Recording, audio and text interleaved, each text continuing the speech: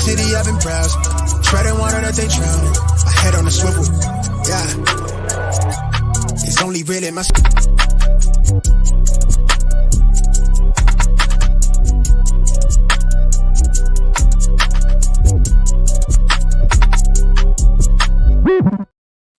Hello and welcome to another episode of the Smash Accept podcast.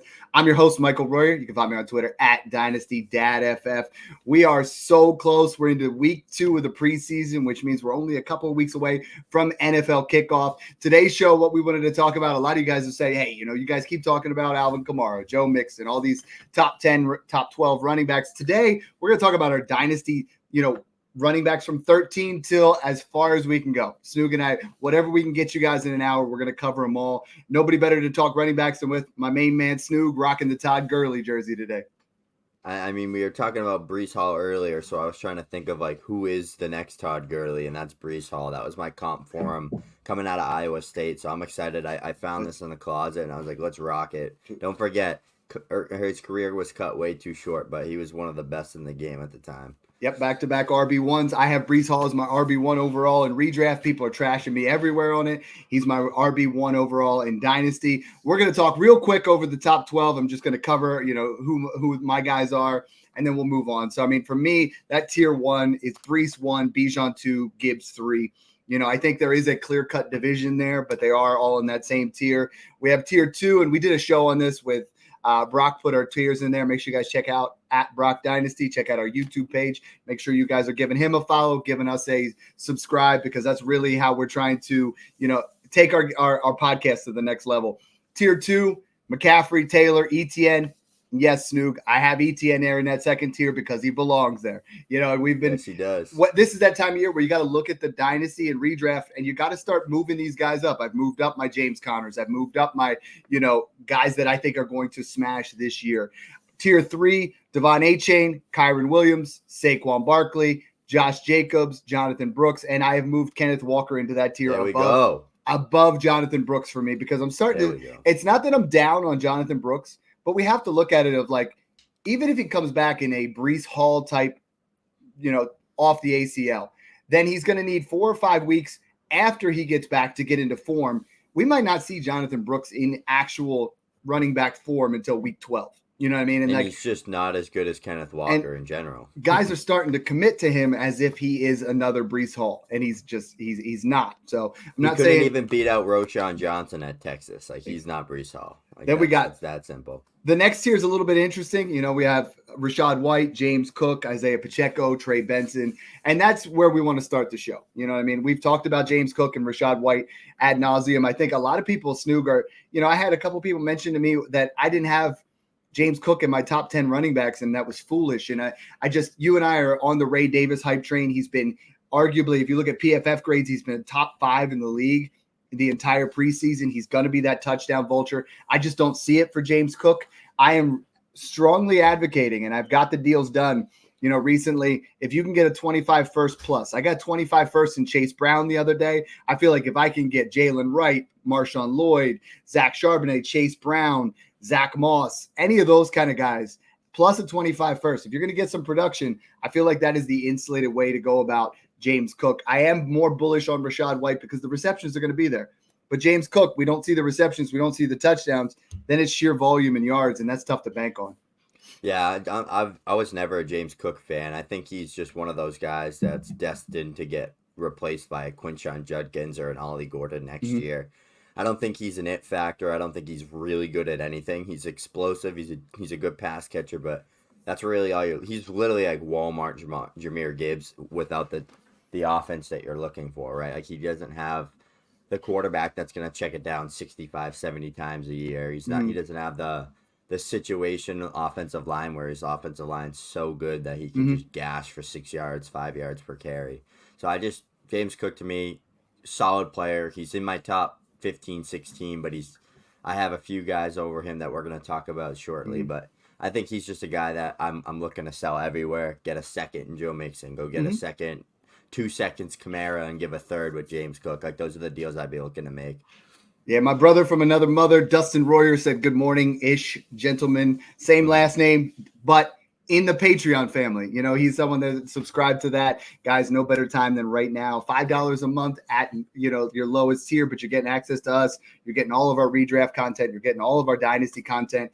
And even if you just join for 1 month and say, you know what, I'm going to use these rankings to smash my redraft league, it's well worth it, dude. It's less than a decent cup of coffee. So come on in.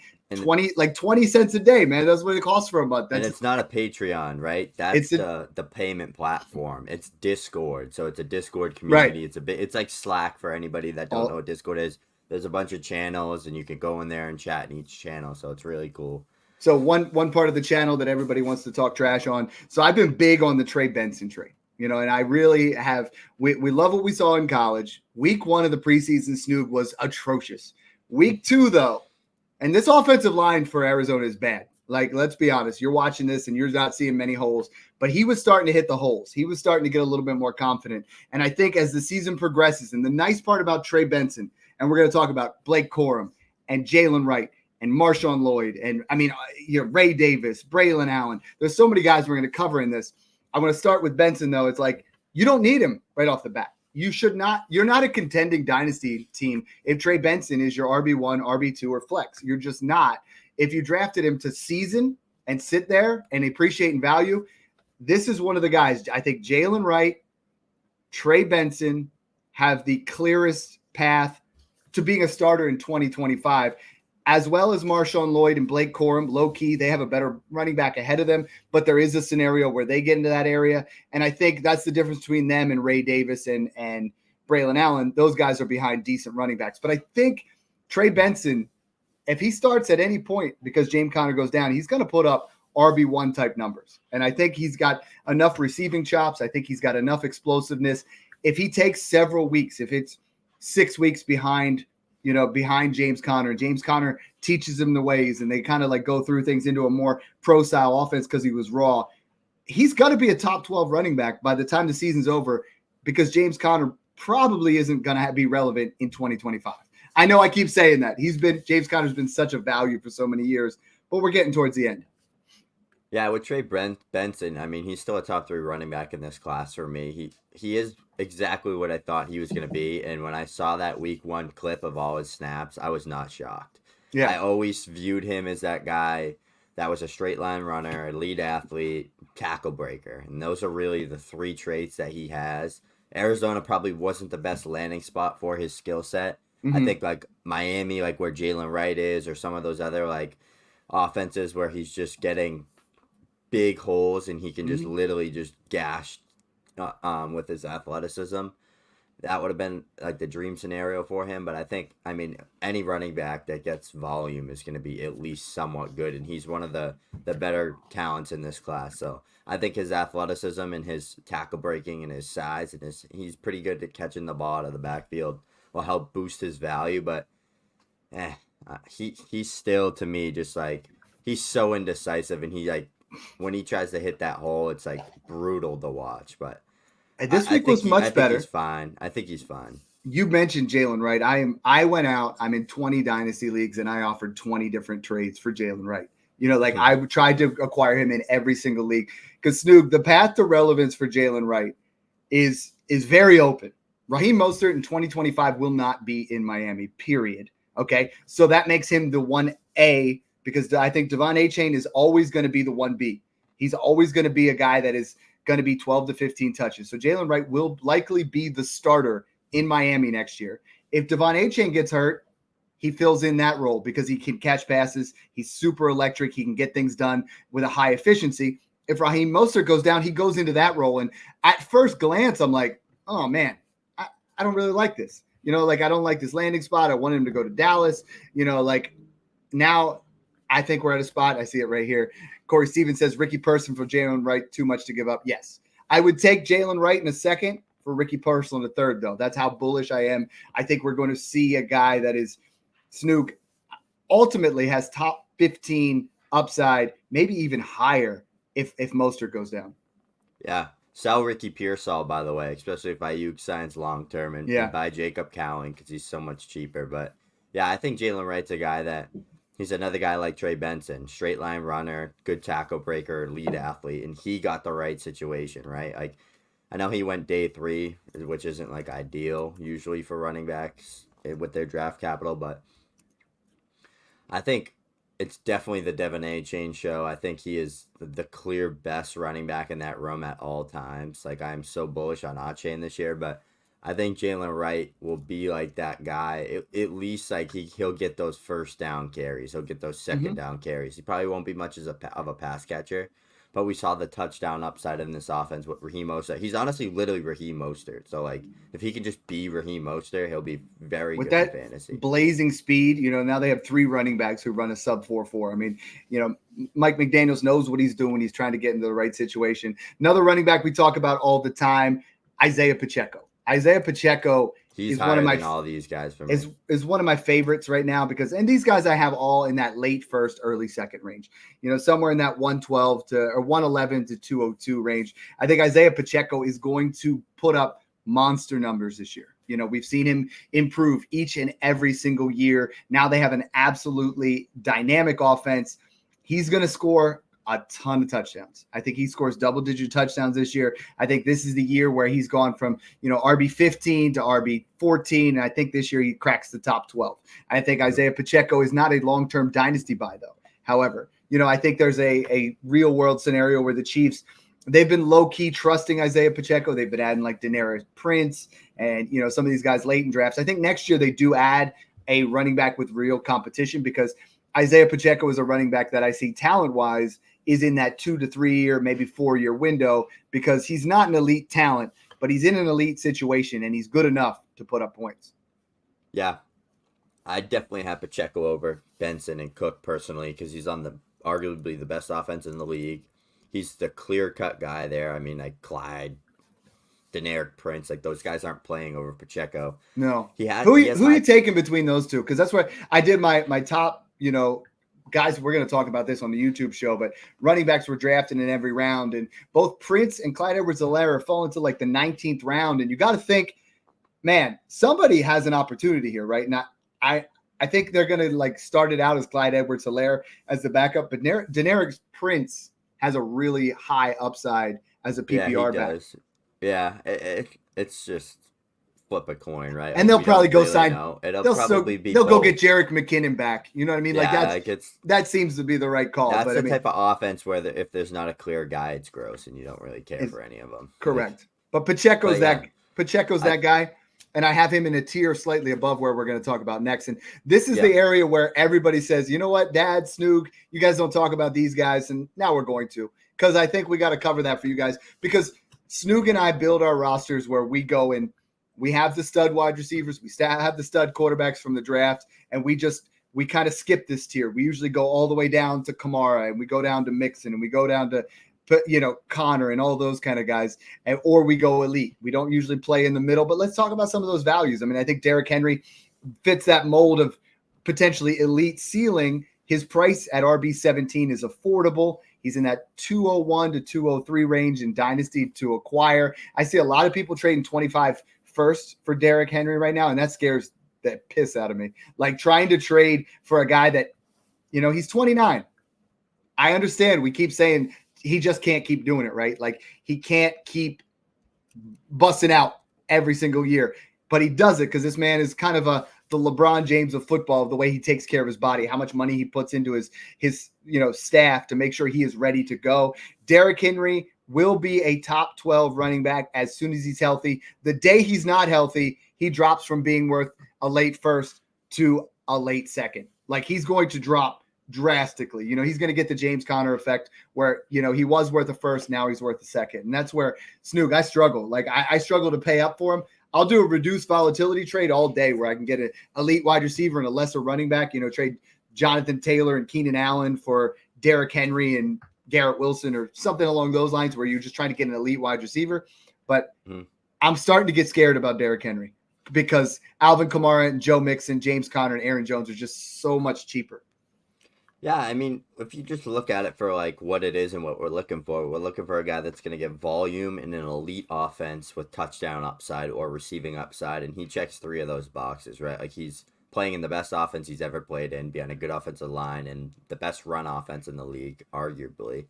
And then he's a guy that is coming off 1,100 plus yards, second in the league last year in total rushing yards, and then the year before that, 1,500 yards rushing in 16 games. So we've seen, and that was off that injury he had where he had like 1,000 yards in 8 games, 3 years ago now.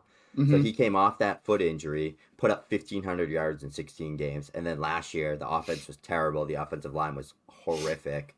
They couldn't move the ball, and Derrick Henry put up 1,100 yards. So I think he's still like a Hall of Fame caliber talent. Oh, 100%. I mean, is investing into a 30-year-old running back risky? Yes. History says that running backs going into their age 30 season are going to have a regress year. Like, they're going to take a step down. But how many of them go to an even better offense than they've ever been in? Like, one of the best offenses in the AFC. He is joining, and they love to run the ball. I mean, we look at a big body running back that was on the team last year, Gus Edwards, 13 touchdowns. I can promise you Derrick Henry, if he stays healthy, can punch in 1-yard touchdowns at a higher rate than Gus Edwards. Oh, 100%. So he has 18 touchdowns. Contender. Yeah. He has 18 touchdown upside, but I am not comfortable paying my 25 first unless there is any chance that, I mean, it's got to make sure it's going to be the 111 or 112. I'm just not doing it. What I've been telling people is week 8, if you're already in position and you lose a guy, hold on to that first, then buy Derrick Henry. Because if he's still healthy, then you get him down the stretch run. And people always say, well, you know what, Dad, like, I want him for the whole year so I get the playoffs. You know what? If you're buying Derrick Henry to get in the playoffs, you don't deserve Derrick Henry. Like, that's not the time to buy him. You're not buying because of that. Let's shoot some trades here. I want to talk. I mean, because I pull up Dynasty Data Lab. Make sure you guys go over there. That's awesome work. Bucky Irvin in a 25 first or Derrick Henry? See, I got to take Bucky there. Yeah, take Bucky. I don't think Bucky's anything, though. Derrick Henry or Trey Benson in a 25 second? I can't do it. Benson, and then I'd flip Benson for Kamara or Mixon. Like, that's. See, now this I can do. Derrick Henry in a second for Brian Robinson in a first. I'll take that. That's insulated. That's perfectly fine. You know what I mean? I have no issues there. I see Derrick Henry for 2.25 seconds in a full PPR. I'm fine with that. You know, like, I think that's really good. I think that's decent value. Jalen Wright in a second for Derrick Henry. Now that one becomes tough for me because I feel like you're giving up the future to go ahead and get yourself into that position. Depends how win now I am. If I'm ready for a ship, I'd do it. Let's see. Your team situation matters so much when you make a trade. Yeah. How about Derrick Henry and Cooper Kupp for the 106? Ooh. That's got to be an all-in kind of move. You know what I mean? Yeah. I see some other ones. 106. You know, Derrick Henry at 24 first, 107, 25 second for Christian McCaffrey. I don't like doing that either because you're not getting the same upside. You're not getting that. Are you getting two? Are you getting Henry 2 first and a second? No. A first and a second. I don't like it. And Henry? Yeah. I don't like it. It would have to be 2 first for me. Is it 107? Yeah. It's not bad. Let's see. Couple more here. I just wanted to make sure we focus on these, make sure they're in the right spot. This is kind of what we were talking about. Garrett Wilson and Derrick Henry for Kyron Williams, T. Higgins, and Bo Nix. Smash. Because then you get the elite wide receiver, then you get the running back. Not all trades have to be, we talk about pick values. They don't all have to be right there. I mean, this one I love on the opposite side. Tyreek Hill and Derrick Henry for Marvin Harrison Jr. That's just the perfect trade if a guy is going from – if he's trying to not compete to the guy that's going all in. Speaking of guys that compete, my main man, Mile High Luke, said happy Monday all. Love when you guys interact from Twitter and YouTube. It's really starting to grow. Love that. Again, hit that smash subscribe button. Snook, I have moved 2 other guys into this area. My next 3 guys are Najee Harris, Ramondre Stevenson, and Tajay Spears. I feel like the 3 of these guys are grossly undervalued. Because Najee Harris now, let's be honest, you look at what he was able to do last year. Over the final 7 games, he was a top 10 running back. Jaylen Warren now gets the dreaded hamstring injury. The hamstring injury is going to at least be 2 to 3 weeks. It could be 4 to 6 weeks. The risk of re-injuring on hamstrings, as we saw with Cooper Kupp last year, is very high. I'm worried about Jaylen Warren, so I moved him down a couple of spots, and I moved Najee Harris up because Najee is going to get that volume. If he's the clear-cut guy and Jaylen Warren isn't there taking away the PPR, we've seen Najee Harris be a top 8 running back with dump-offs. We know that Russell Wilson is great with the dump-offs. He loves doing that. He loves the checkdowns. Najee could be, while Jaylen Warren is out, will be an RB1. Yeah, and Jaylen Warren's a great receiving back, but when you're fighting that type of hamstring injury, and it's not like the Jahmyr Gibbs one, right, where it's like, it's not considered serious, he's ready for week 1. this one's like he will miss multiple weeks, and Yeah. like it could be more. I'm no like fantasy doctor. I don't really know much on that. I like to follow a few guys there and keep up with those updates and kind of see how it is. But I saw that like if it's a mild one, it's 2 to like 3. not bad. Yeah, but if it's like a real strain, then the re-injury risk is so high too. Yeah. So if Warren misses a lot of time this year, I mean Najee Harris isn't the world's best running back, but he's one of those cheap volume workhorse guys.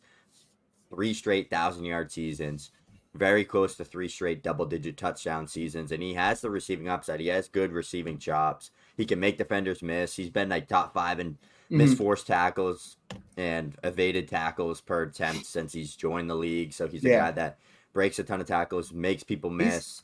He's not cheap, very Snoop. fast, but I think he's finally learned how to use his size and his, because he was trying to just out juke everyone like he did in college, and it's like, dude, not you're gonna not happen. fast anymore. Like you can make people miss, but you're not fast. Use your size, use your body.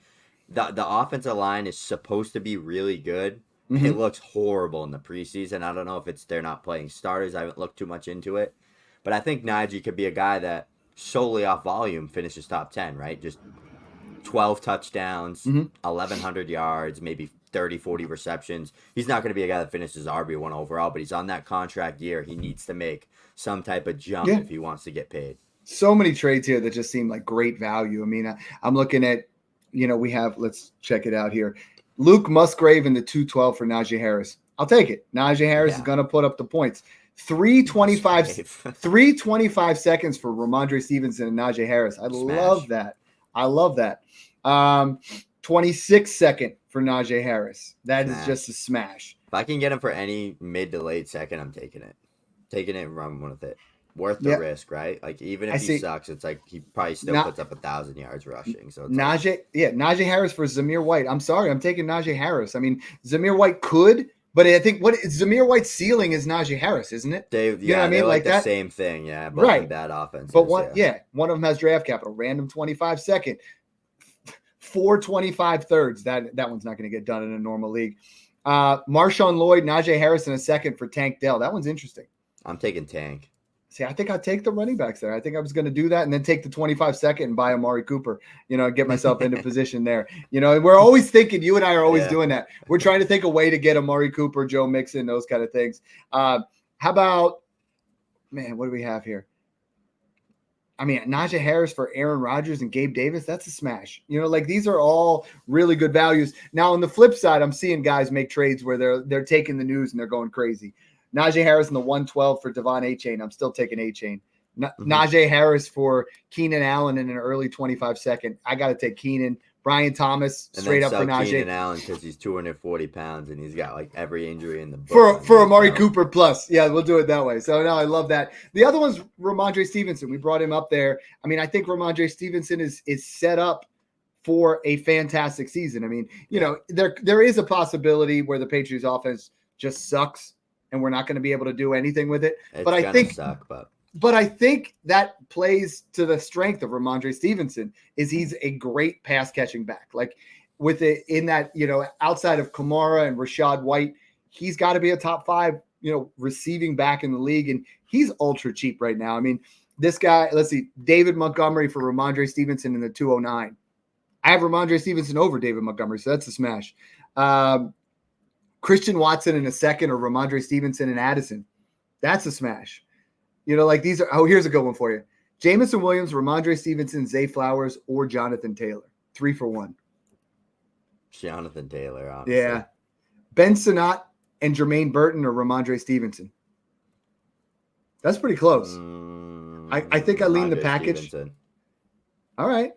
We got, most of these trades that I'm seeing are for 25 seconds. I mean, Ramondre Stevenson and Keenan Allen for Kenneth Walker. I'm going to take Kenneth Walker because that's a way where you take Keenan Allen and his age and you just pair it to another running back to tier up. I think Kenneth Walker is going to have a fantastic season. But I like Stevenson overall. It's nothing sexy. My league winner right now, though, is the next guy. I have moved up from RB28 to RB20.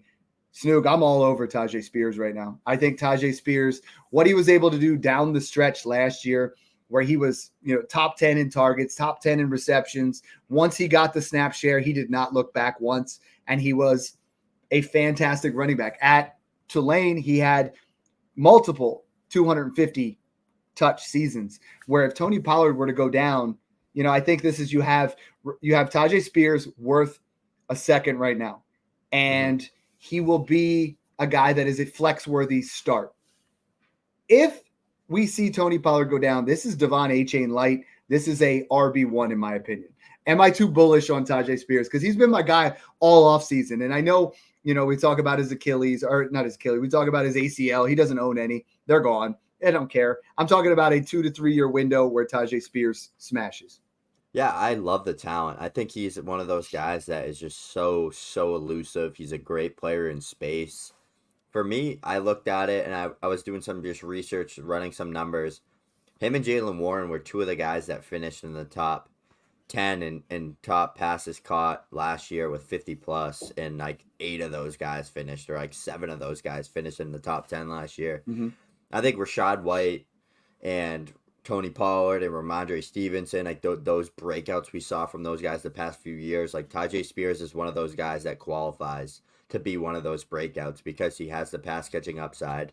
He has the running back that's ahead of him, but he could be better than him. I think he is. And I honestly think at this point in their career, Tajay's the juicier. Like, he has more juice than Tony Pollard does. Yeah, he's the perfect guy in Dynasty to draft as your RB2. I just think the receiving upside can just 50, 60 passes is just so many points, especially if they're doing something with those catches. That just it's like the rushing for the quarterbacks, right? Like, it's such added value, and then if they're getting stuff in the ground game as well, it's just plus. So I think Tajay is definitely him. Warren, a guy we'll talk about in a little bit, like Blake Corum, or guys that I think could just be booms. That was my post in June. I said, if you go hero RB or zero RB, you get Tajay Spears, Jaylen Warren, Blake Corum, Trey Benson. That was my post. But it was like, you look at him, he was top 10 in targets, top 10 in yak per touch, 12th in breakaway percentage, top 12 in efficiency in fantasy points per touch. I mean,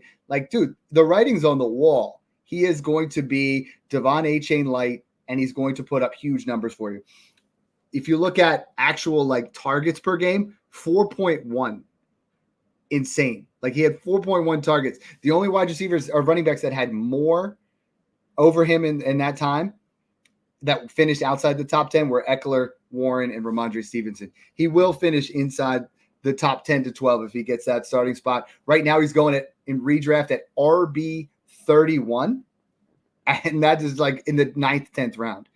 Yeah. So we got Blake Karstensen says we need the jersey aura like Snoog, but I guess the dad polo is fitting. Yo, I can rock that. Yo, that's a, I got to flex it up a little bit, but no, I mean, it's just Jalen Hurts is the only jersey for me. I can't wear it every show. You know what I mean? I can't show up Snoog's aura with his jersey. I love that. I love when you guys are watching along. Vintage girly, baby. What's that? Vintage girly. That's where it's at. Next one, I'm going to let you take your guy, because the rest of these guys I want to hit on, but I want you to pick and choose here. Is 21 through 27, I have DeAndre Swift, Joe Mixon, Alvin Kamara, Zamir White, Tony Pollard, David Montgomery, and I have moved Javonte Williams into this tier because I feel like Javonte Williams they've clearly shown what they're planning on doing. That Javonte Williams is going to be that guy. And man, does he have the juice right now. Like, I was watching week 2 preseason. He looks like rookie Javonte Williams, and rookie Javonte Williams was on pace for an RB1 season. That was the explosiveness, very similar to Kenneth Walker, where you're like, if you could tell me that Javonte Williams would stay healthy and look like that, he's arguably a top 15 running back.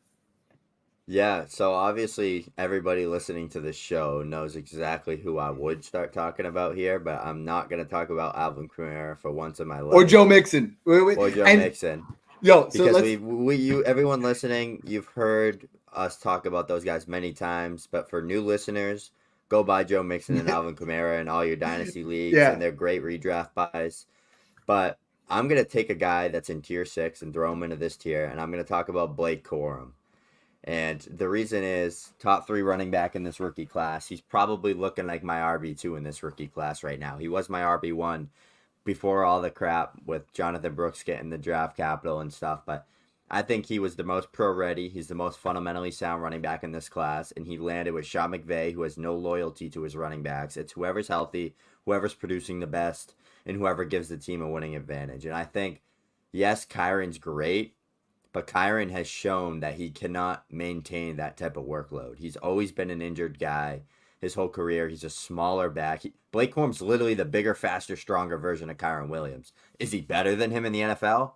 I don't know. Kyron was an RB1 last year. That's where it kind of weighs itself out, right? Like, I'm not going to just completely fade Kyron because of Blake, but I'm going to be super high on Blake with the upside he has to be what Kyron was. Because if Kyron goes down with injury, Blake's that clear-cut guy there. But I also think it's like Tyjae Spears last year with Derrick Henry, right? Like, he's still going to be a guy that's involved, flashes, and gains value headed into next year.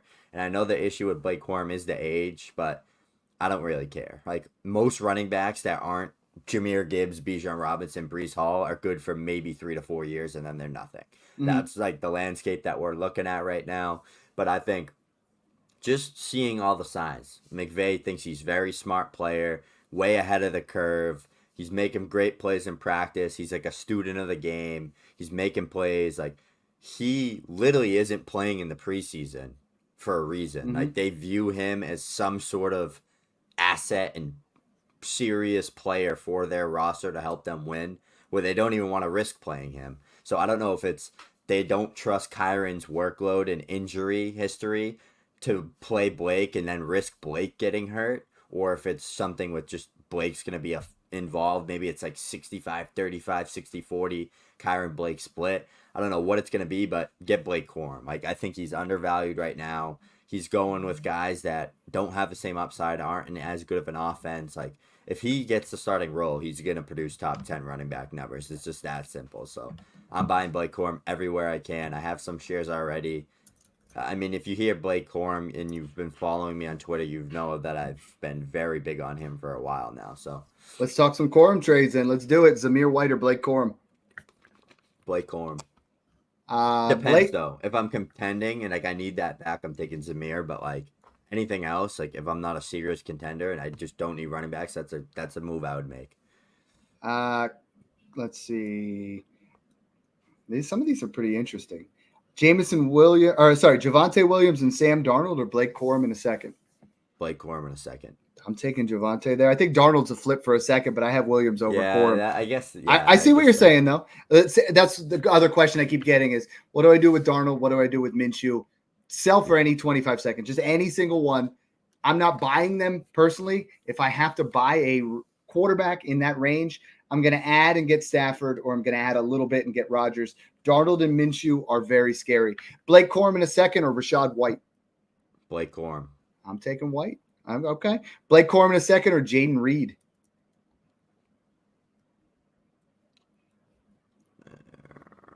That one's definitely somewhat close. I'd probably still go with Blake, though. Will Levis in a 6-point passing touchdown. Blake Corum in a second.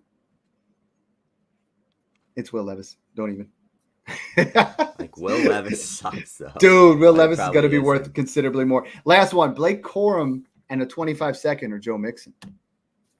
Corum in a second. Yeah, I think so. That's and then you what do you do? Then you take that second and you flip it and you go to the Kamara owner. Yeah, that's what I'm talking about. Zamir White is an interesting one. So yeah. I think I'm going to start pulling up some trades on Zamir White. I think you look at what he was able to do. He was a top 15 running back each of the final 4 weeks. He's they have Dylan Laub. They have Alexander Madison. Nothing super exciting. They interestingly enough kept him on the field for the Hall of Fame game for like into the third quarter and things like that. I mean, I think, or not for the Hall of Fame game, for the first preseason. So I think Zamir White has some upside, but I don't think he has the upside that people want him to have. I'm seeing some people have him in their top 12 for redraft. I'm seeing some trades here, Snoog, Zamir White and Cortland Sutton for Ladd McConkey. Like, please don't do that. Giving up, what do we have here? Kyler Murray for Zamir White in the 25 first because the guy said he was RB needy. Please don't do that. I see 1, 2, 3, 4, 5, 6 trades in the last 24 hours giving up a 24 or 25 or 26 first straight up for Zamir White. I'm sorry, I can't do it. The draft capital is not there. Like, he's a fine player. He's an all right RB2. Is he going to have a couple RB1 weeks that are touchdown dependent? Maybe. Dylan Laub is a nice PPR, third down kind of guy, but this Raiders offense doesn't have much that excites me. So I can't see investing at first in any way, shape, or form for Zamir White. Yeah. Yeah, I mean, he's just one of those guys. He's just that 2-down grinder. He's probably going to be like, his ceiling's like 1,000 yards, 10 touchdowns. Like, he's not going to be a 1,500-yard guy, 20 touchdown guy. Like, the offense isn't great. This whole tier is that, right, Dad? Like, if you look at it's pick your poison. That's what's great about Dynasty, right? There's like 3 guys on good to elite offenses. It's Dave Montgomery, Joe Mixon, DeAndre Swift, and Derrick Henry. So 4 that are on good to elite offenses. Yeah. Tajay Spears, Ramondre Stevenson, Najee Harris, Javonte Williams, Tony Pollard, Zamir White, Alvin Kamara. They're all on bad offenses. And the only difference between Kamara and those other guys is the pass catching upside. Yeah. So that's why it's like, if you look at running backs that thrive, it's usually the ones on good to elite offenses, unless they're getting ridiculous amount of touches or they're getting a ridiculous amount of receiving volume like Kamara does. So I think that's another thing that you really got to look for. Like, do I want to own Javonte Williams, who is literally on the worst team in the NFL, over a guy like David Montgomery, where I hope Javonte Williams is David Montgomery? Like, no.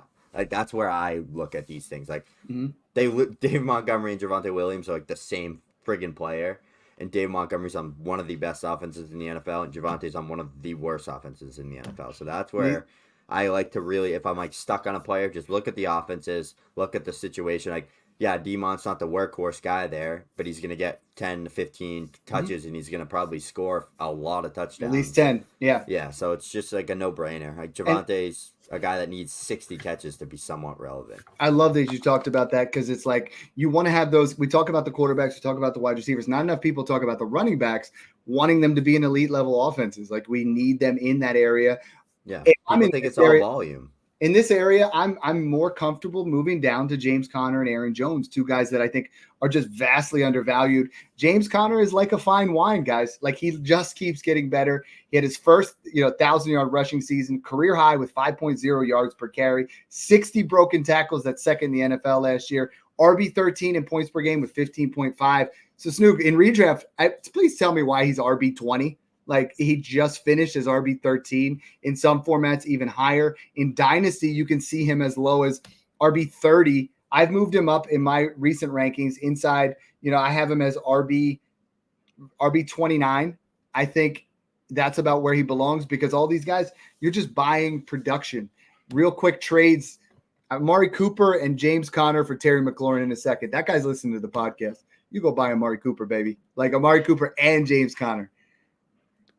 Yeah, I'm taking that. Jacobs and Josh Palmer, or Baker Mayfield and James Conner. I mean, I know that Jacobs 6 point super flex. I'm taking Baker's side. It's Anything 5 else, I'm taking Jacobs. It's 5 points. So I'm there. I'm taking the Baker side for sure.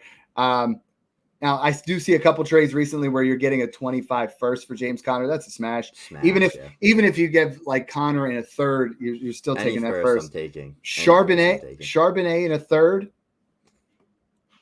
I would think it's really dependent. If I'm not competing, I think Charbonnet is literally valueless. Like, he's literally, if Kenneth Walker goes down, he's worth something. He's got himself. He's nothing. Well, there are insurance running backs that are guys like we talk about, where I put out my top 32, where you look at like a Tajay Spears type, or you look at a guy like that. Then you have your Zach Charbonnets, who I feel like fall in that same area as like Ty Chandler, right? Like, they're not going to get a ton of usage, but then when they get an opportunity, they're going to perform. He's literally like a Brian Robinson, like a Zamir White. He's like a 2-down grinder, and Brian Robinson, I think, is going to get some play this year for sure. But I mean, how about James Conner or Amari Cooper in half PPR? Amari. Yeah, for sure. We got James Conner straight up for Sam Darnold. That's one where if Sam Darnold's sitting on your bench as your quarterback 4, I'm fine with that. Here's one that this guy's after my heart. James Conner at 25 first for James Cook. I just smashed that 100 times out of 100. Yep. James Conner at 26 second for a 25 first. That's close. Very dependent. First, but yeah. I don't want to buy James Conner with a first, but I don't mind paying a second plus. I hope that makes sense to everybody, because it's like, hold on to those 25 and 26 first until you truly need them. The seconds right now, I'm like, okay, I will add a second to, one of these guys that I think is a roster clogger, and I'll move up to James Conner. Like there's a lot of guys, people just tend to hold on to running backs, right? There's this whole area here where it's like, for me, it's Devin Singletary, Chuba Hubbard, Elijah Mitchell, Dameon Pierce, Khalil Herbert. Go ahead and tear up off these guys. Move yourself into the right direction. Couple other running backs we definitely got to talk about here. Aaron Jones. Aaron Jones, honestly, if you look at him, he's been a PPR machine. 3.24 receptions per game over the last 5 years. He's had 49, 47, 52, 59, would have been 46 last year. Down the stretch, 21.6 touches per game over the final 6. I think Aaron Jones is the biggest beneficiary of all the drama that's going on in Minnesota, right? Like they go to a quarterback who has a lesser arm. They potentially are going to have Addison suspended. They don't have Hawkinson in the beginning. And Aaron Jones is an elite level pass catching running back. I think at least until week 8, I think he's going to be an RB1. I think he starts to wear down because of the age and because of all the soft tissue injuries he's had in the past. But I think he's a good guy to get for good ROI. I think you buy him for a second and then flip him mid-season. Give me Nick Chubb over all these guys we're talking about besides James Conner. Honestly. Woo! You got to sell me on that. Nick Chubb is literally a human cyborg, and everyone talks about how Breece Hall bounced back off that knee injury. Nick Chubb is literally like Breece Hall on steroids. Like, look at dude was squatting like 700 pounds fresh off that knee injury already this past offseason. ACL doesn't have to do with squats. It's about cuts, man. I think he is just one of those guys that is so unreal and such a freak athlete that, like, if there's someone bouncing back from an injury like that, I think it's Nick Chubb. And I think the upside is way higher than all these guys. Like, he's way higher than Brian Robinson, higher than Marshawn Lloyd, Aaron Jones, Jalen Wright, like all the Kendre Miller. This Zach is the first Charbonnet. We've massively disagreed because I think the difference being they're both elite level athletes. He's probably Breece Hall's 22. He's one of the best pure rushers. He's the second best pure rusher in the NFL besides Derrick Henry. 22. Nick Chubb's 27. I'm old. I'm 43. I know what an injury is. The older you get, the harder it takes to recover from injury. We're talking about guys that are 30. You're making fun of me. You know what I mean? But I'm saying Breece Hall is just Jones 30. Yeah, James Conner 30. But they're not coming young compared to those guys. They're not coming off massive injuries though. That's the worry. There is the injury that he came off of, and I'm with you. I was buying Nick Chubb everywhere last year, and the way I look at the market is, you know what? I'm going to buy Nick Chubb when he's down. Now he's starting to go back up. Like now people are believing that nothing's going to happen. I don't think he plays till week 6 or 8. I don't know. So he had a dislocated knee and a torn MCL. But so the difference is he's significantly cheaper than the guys we're talking about. And that's the other added part of my argument is I got him for 2/3 in the league. Yeah, that's not now, but I did like in a couple would you pay a second right now? I would. Okay. If I could project it mid to late, I would. It's worth the risk. If he comes back and looks great, he gains value. Because it's just like everyone loves Nick Chubb. He's so good. He's so talented as a runner. And he's on that offense with one of the best offensive lines in football. They're a growing, thriving offense that loves to give him the ball. Like he is, like I said, I mean, he's a guy that has put up like 1,000 yards and he literally put up 1,400 yards and 1,500 yards in 2 seasons. Oh, he was an absolute beast. And last year in 2 games, he had 107 rushing yards, and he only played like 1.5 of those games. So he's just, I think he's going to bounce back. Maybe it's like the end of the year, but like if you could just stash him, give up a 25-second on a serious contender, stash him. He comes back, he's fresh, give it maybe a game or 2, and then all of a sudden he's ripping off like 150-yard rushing games. You're like, damn. Like, if Raheem Mostert does that, you're like, he's not getting a thing. Like, he's going to be valued the same and lose value going into next year. Nick Chubb is just a freak. He's older than I thought. He's 28. He turns 29 by the time we get to December. I think he bounces back there towards the end of the year, and he's definitely going to give you a little bit of value. And if you're not contending, because he's probably going to start on the PUP list. You know what I mean? If you're not contending, he's a perfect guy in your scenario there to say, you know what? You're contending. I'm not. Here's James Conner in a third for Nick Chubb in a second. And then by the end of the year, we both win, right? You get the production from Conner. The way I look at it is it's like the way I look at it, it's like he's probably going to be good for as long as Brian Robinson's good, right? Like they're probably going to have the same career length left in their career. So it's So like, many of these guys, it's not even yeah, 2 to they're 3. just It's not even 2 to 3 year windows anymore, right? These are like guys yeah. that are like, we're just renting them. My favorite guys in this tier 7 is probably I'd go Marshawn Lloyd, Jalen Wright, Kendra Miller. Now, Kendra I Miller's really one like that people that. are souring Austin on. Eckler value is crazy Yeah. though too. There, Austin Eckler is all the way he's down. one of the best pass catchers in the league. He's gonna have a very good role in this offense, and he's just a hustler. Like he works harder than anybody in the NFL. Like he literally is always putting in the work. I'm with you, man. His value is insane. I see someone Yeah. here traded Eckler and the 109 to get to the 108. Like, I'm sorry, I'm not doing that. You know, like some of these trades in here are just nuts. I mean, you're getting, let's see, some of these just Austin Eckler for 225 thirds. I mean, like you're gonna get production there.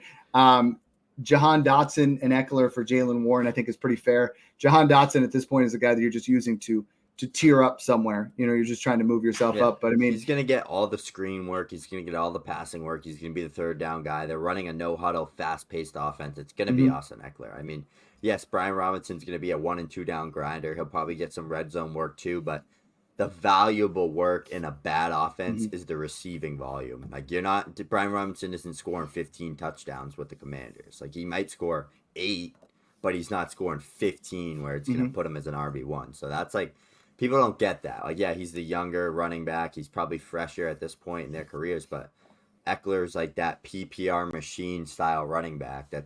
He's smart. He knows where to be at the right time. He's one of those guys that's just been one of the best in the league for a while now. So I think he's just the better value, and he's much cheaper than Brian Robinson is.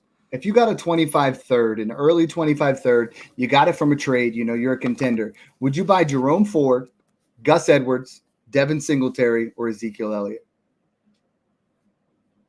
I was going to put Zach Moss in there, but I feel like that's cheating because I would take Moss.